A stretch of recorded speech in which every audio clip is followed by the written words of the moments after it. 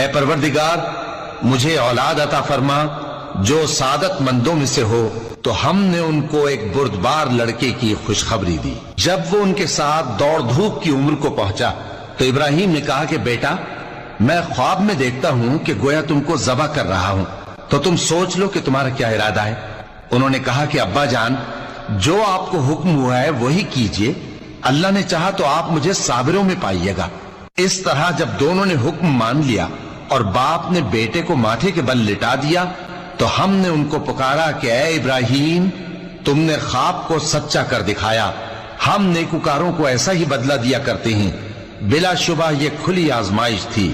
اور ہم نے قربانی کے ایک بڑے جانور سے ان کا یعنی اسماعیل کا فدیہ دیا، اور پیچھے آنے والوں میں ہم نے ابراہیم کا ذکر خیر باقی رکھا کہ ابراہیم پر سلام ہو، نیکوکاروں کو ہم ایسا ہی بدلہ دیا کرتے ہیں۔